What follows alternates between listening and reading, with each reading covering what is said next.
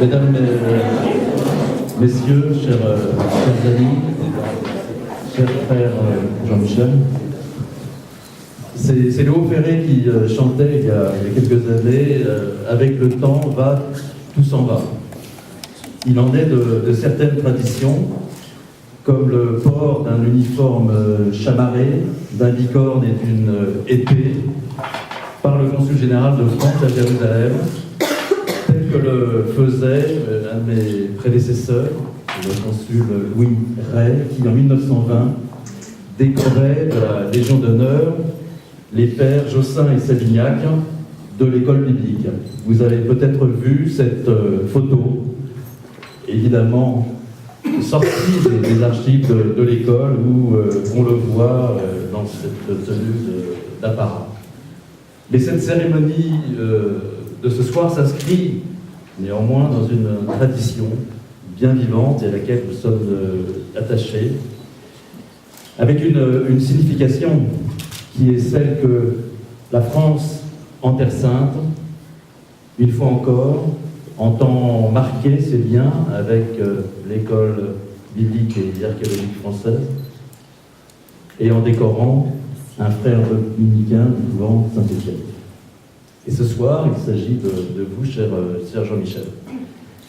Permettez-moi de vous dire combien je suis honoré et heureux de me faire, ce soir, à nouveau, le porte-parole de la reconnaissance et de l'affection que notre pays vous porte et dont la distinction qui va vous être remise dans quelques instants est le témoignage. Ce que nous souhaitons saluer en vous, notamment, c'est une triple fidélité. D'abord, votre fidélité envers votre ordre et envers vos frères. Il ne nous appartient pas d'en juger, bien sûr, mais nous pouvons au moins l'attester. Entré dans l'ordre des frères prêcheurs en 1966, ordonné prêtre en 1972, vous avez été assigné au couvent Saint-Étienne dès 1980. Et vous voici, un peu plus de 30 ans plus tard, toujours à Jérusalem, où vous aviez étudié déjà pendant 2 ans, de 73 à 75. Durant cette vie religieuse, jeune de 47 ans, durant cette vie à Jérusalem de presque 40 ans, vous n'avez jamais compté votre engagement au service du couvent et de votre communauté, assurant le service délicat de prieur pour 2 mandats entre 2000 et 2006 et de sous-prieur à 4 reprises en 1980, 95, en 2007 et à nouveau depuis 2010. La succession de ces mandats, et on ne fera pas d'analogie avec certains élus locaux de France, dit à l'évidence combien vos frères vous sont attachés et surtout combien vous leur apportez. Je crois que si vous avez tant apporté à la communauté des frères du couvent Saint-Étienne, c'est parce que vous incarnez aussi une seconde fidélité, la fidélité à la mission de l'école biblique et archéologique française de Jérusalem, et à l'esprit de son fondateur, le père Marie-Joseph Lagrange. Et suivant la grande tradition dominicaine, vous avez eu à cœur de toujours parfaire votre formation et de partager le meilleur, de faire partager le meilleur de vous-même à travers votre enseignement. Docteur en sciences religieuses, exégète et historien de l'Ancien Testament, spécialiste des religions sémitiques anciennes, de la civilisation cananéenne, de la langue et de la religion nougarite, éditeur de la Bible, chargé d'enseignement dès 1980 à l'école, professeur titulaire depuis 1995, le champ et le nombre de vos publications disent avec quelle passion vous avez approché l'étude de l'Orient ancien, puis celle de l'Orient contemporain et de ses traditions populaires. En cela, vous qui dirigez la célèbre revue biblique que le père Lagrange avait créée, vous incarnez parfaitement le modèle de savant et de croyant, d'humaniste, qui a été toute sa vie durant, et au prix de bien des combats, le fondateur de l'école biblique.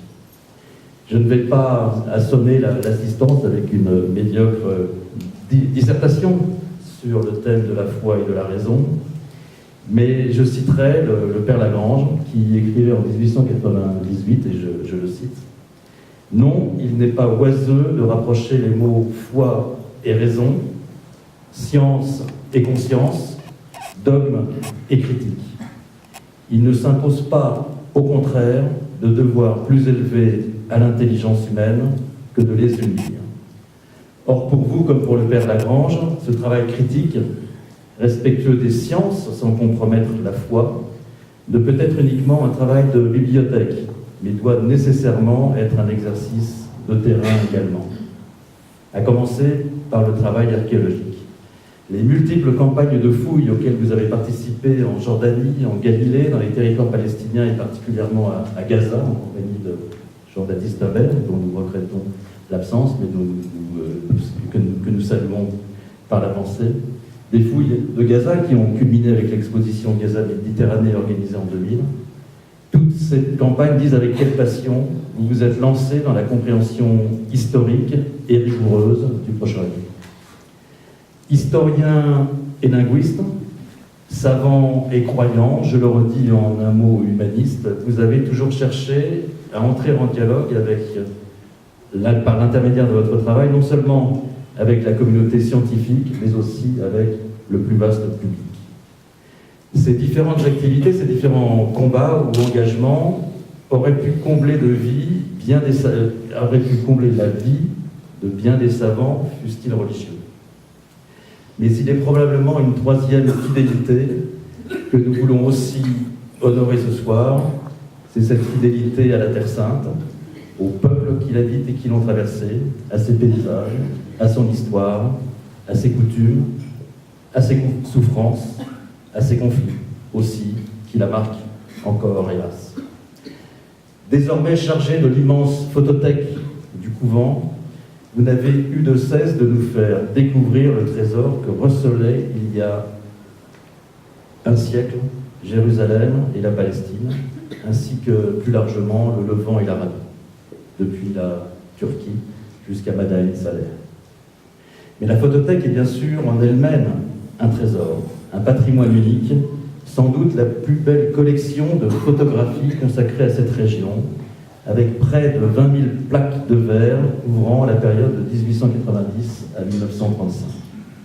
Tous ceux qui visitent avec vous l'école biblique ressortent émerveillés après le passage dans les couloirs de la bibliothèque, après leur arrêt dans le bureau où vous leur aurez montré ces précieuses plaques, les magnifiques impressions papier qui en ont été tirées, et dont les premiers tirages du Dôme du Rocher, et les fameuses boîtes en carton à l'enseigne de la société anonyme des plaques et papiers photographiques à lumière et fils. Mais ce patrimoine n'est pas dormant, au contraire.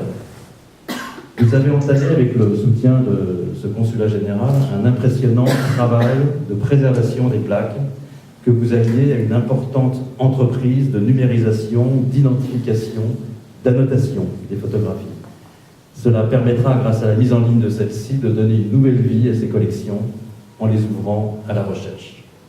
En attendant, elles ont servi de support à de nombreuses conférences, expositions, publications que vous organisez infatigablement en France ou dans cette région. Et l'une des dernières a été présentée dans le réseau d'Institut français de Jérusalem. Elle était consacrée au visage de Palestine et de Jordanie, une preuve, s'il en fallait, que les pères de l'école biblique ne s'intéressaient pas qu'aux vieilles pierres, mais aussi aux populations bien vivantes qui les entouraient et qui les côtoyaient. Et nous attendons également la prochaine publication, toujours soutenue par le Consulat général de France à Jérusalem, d'un ouvrage qu'avec notre ami Elias Sambar, vous avez consacré à l'histoire et à l'esthétique de la photographie de l'école biblique. Enfin, vous n'avez de cesse, au travers de votre connaissance et de votre enseignement de l'arabe dialectal, d'entrer en contact avec les gens de tous les jours, accompagnant dans des visites guidées de Jérusalem plusieurs de nos autorités, y compris les plus hautes. Vous n'avez jamais rien caché des questions, des doutes que pouvait inspirer tel ou tel monument, telle ou telle tradition, telle ou telle théorie, mais également tel ou tel comportement dans le contexte de conflit que nous connaissons. Cher frère Jean-Michel, vous qui êtes devenu une figure de Jérusalem, vous êtes à bien des égards à l'image des relations exigeantes, de fascination que la France a entretenues et continue d'entretenir avec la Terre Sainte. Et à bien des égards aussi, votre exemple, votre œuvre, votre vie, vos combats, nous adressent un message qui va bien au-delà des limites de notre seul pays. J'aimerais vous dire, vous redire, au nom de tous nos compatriotes réunis ici autour de vous ce soir, combien nous sommes fiers de vous compter parmi nous. Mais je voudrais également vous dire, au nom de tous vos amis, combien nous mesurons notre chance d'avoir pu vous croiser.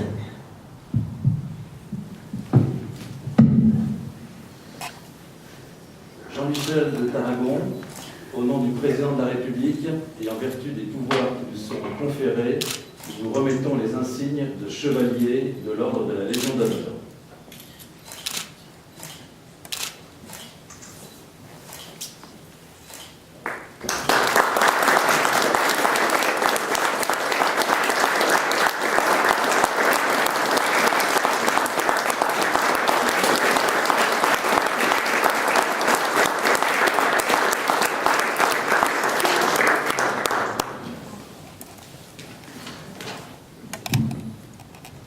Monsieur le Consul général, Madame, Mesdames, Messieurs, Mesdemoiselles, mes révérends pères, mes chères sœurs et mes chers frères dominicains, révérend père prieur, révérend père directeur, caché là-bas, je vous remercie d'abord d'être venu assister à cette cérémonie. C'est très gentil de votre part et cela ajoute à mon émotion de voir que tant se sont déplacés avec tant de gentillesse. Monsieur le Consul général, je vous dois un merci particulier pour les mots que vous venez de prononcer.